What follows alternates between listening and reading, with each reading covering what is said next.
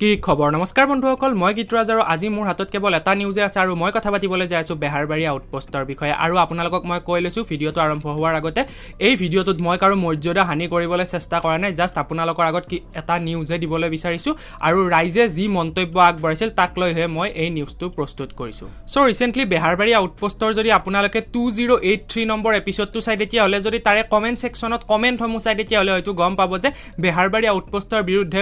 বহুতো অভিযোগ আৰু ফেসবুকতো বিভিন্নজনে বিভিন্ন মন্তব্য আগবঢ়াইছে আৰু মই আপোনালোকক তাৰে কিছু অংশ ইয়াতে দেখুৱাই লম বাৰু আৰু সোশ্যাল মিডিয়াৰ লগত জড়িত নিউজসমূহ পাবলৈ মোৰ চেনেলটো সাবস্ক্ৰাইব কৰি থৈ দিয়ক সো ৰিসেন্টলি বেহাৰবাৰী আউটপোষ্টে নিজৰ ভিডিঅ'সমূহত যিমান ডিসলাইক পায় সেই লাইকসমূহৰ তুলনাত কিন্তু এই পাৰ্টিকুলাৰ এপিসোডটোত বেছিকৈ ডিসলাইক পাইছিল আৰু তাৰ কাৰণটো বহুতে এই বুলি দিছে যে বেহাৰবাৰী আউটপোষ্টে সেই বিশেষ খণ্ডটোত অৰ্থাৎ যিটো খণ্ডত তেওঁলোকে অভিযোগ তুলিছে সেই খণ্ডটোৰ এটা সিনত এটা পাৰ্টিকুলাৰ পলিটিক্যাল পাৰ্টিক সাপোৰ্ট কৰা বুলি বিভিন্নজনে বিভিন্ন মন্তব্য আগবঢ়াইছে সোশ্যাল মিডিয়াত মই বাৰে বাৰে কৈছো এখিনি মোৰ মন্তব্য নহয় সোশ্যাল মিডিয়াত বিভিন্নজনে বিভিন্ন মন্তব্য আগবঢ়াইছে আৰু এই সমূহৰ ওপৰতে ৰিয়েক্ট কৰি সোশ্যাল মিডিয়াত এজনে এই বুলি লিখিলে যে বেহাৰবাৰী আউটপোষ্টখন চাই ভাল লাগিছিল কিন্তু এতিয়া সিৰিয়েলখনত পলিটিক্স সোমাল তাৰ পিছত আপোনালোকে হয়তো দেখিবলৈ পাইছে আৰু শেষত তেওঁ লিখিছে ভাল ভাব যিখিনি আছিল আজিৰ পৰা নাইকিয়া হ'ল আৰু জুণ্ডা ইমান গুণ্ডাখনে চাম আজিৰ পৰা #বেহাৰবাৰী আউটপোষ্ট লগতে ফেসবুকত বিভিন্নজনে বিভিন্ন মন্তব্য আগবঢ়াইছে তাৰে মই আপোনালোকক কিছু অংশ ইয়াতে দেখুৱাই দিছো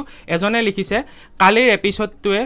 হতাশ কৰিলে দাদা আশা কৰিম আগলৈ এনেকুৱা নহওক বেহাৰবাৰীয়ে যাতে নিজৰ স্বকীয়তা হেৰুৱাই নেপেলাওক হয়তো আপোনালোকে দেখিলে আৰু যদি আমি এওঁলোকৰ ইউটিউবৰ কমেন্টসমূহ চাবলৈ যাও তেতিয়া হলে আপোনালোকে দেখিব যে এই সিৰিয়েলটোক ৰাজনীতিৰ পৰা আতৰাই ৰখাটো ভাল হ'ব ধাৰাবাহিক বুলিবলৈ হলে বেহাৰবাৰী আউটপোষ্টৰ বাহিৰে আজিলৈ বেলেগ চোৱা নাছিলো আজিৰ পৰা সেইখনো চোৱা বন্ধ কৰিম আপোনালোকে হয়তো গম পাইছে যে তেওঁলোকৰ অডিয়েন্স বিলাকৰ বহুত বেছি খং উঠিছে আৰু আপোনালোকে নিজৰ মন্তব্য কমেন্ট সেকশনত জনাব কি ভাবে এই ঘটনাটোক লৈ আৰু এজনে লিখিছে আপোনালোকেও পলিটিক্স কৰা ষ্টাৰ্ট কৰিলে ভাল নালাগিলে পলিটিক্সৰ পৰা প্লিজ আতৰত থাকক যাতে আগলৈ আকৌ চাব পাৰো নহলে সোৱা বাদ দিব লাগিব আৰু হয়তো আপোনালোকে শুনিলে লগতে আৰু কিছু মানে মন্তব্য আগবঢ়াইছে বেহাৰবাৰী আউটপোষ্ট হলনি হল এটা ৰাজনৈতিক দলৰ নাম এও লিখিছে আৰু লিখিছে প্ৰথমবাৰৰ বাবে ডিসলাইক কৰিছো এনেকুৱা ৰাজনৈতিক হলে সিৰিয়েলখন সোৱা এৰিব লাগিব আৰু বহুত কথা লিখিছে এই সিৰিয়েলখন বহু দিনৰ পৰা বিতৰ্কৰ মাজত সোমাই আছে আগতেই চাই ভাল লাগিছিল আজিকালি কিবা এটা দলৰ বি টিম হৈ কাম কৰা যেন দেখা পাইছো আৰু আপোনালোকে হয়তো পিছৰখিনি নিজে পঢ়ি চাব পাৰে আৰু বহুত কমেন্ট লিখিছে সকলো কমেন্টটো মই আপোনালোকক ইয়াতে দেখুৱাই দিব নোৱাৰিম কিন্তু ইয়াতে দেখিছে বহুত ভাল বুলি চাই আছিলো এনেকুৱা সিৰিয়েল মইতো পঢ়িব নোৱাৰিম কমেন্টটো আপোনালোকে নিশ্চয় নিজে পঢ়ি ল'ব পাৰিছে মই যদি সম্ভৱ স্ক্ৰিনত দেখুৱাই দিছো কমেন্টসমূহ আৰু কিছু অংশ হয়তো মই ব্লাৰো কৰিব লাগিব আৰু ইয়াতে বহুতে ৰাজনৈতিক নেতা কিছুমানৰ নাম লিখিছে বেয়া হৈছে ৰাজনীতি কিয় আনিছে ইয়াত মনোৰঞ্জনৰ কাৰণে আমি সকলোৱে চাও ৰাজনীতিৰ কথা নানিব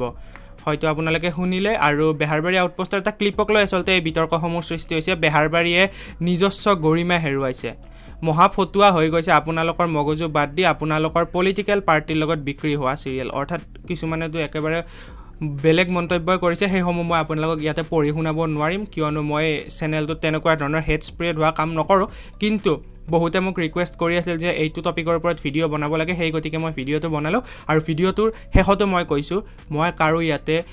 মৰ্যাদা হানি কৰিব বিচৰা নাই মই জাস্ট তেওঁলোকে যিসমূহ কমেন্ট দিছিল অৰ্থাৎ আপোনালোকে যিসমূহ ৰেঙনি চেনেলত যায় কমেন্ট দিছিল সেইসমূহে ইয়াতে মই আপোনালোকক দেখুৱাবলৈ চেষ্টা কৰিলো বাকি এই ঘটনাটোৰ ওপৰত আপোনালোকৰ নিজৰ মতামত কমেন্ট সেকশনত জনাব বুলি আশা কৰিলো সো এইটোৱে আছিল আজিৰ এটা সৰু ভিডিঅ' তেতিয়া লৈ লৈছো বিদায় জয় অসম নমস্কাৰ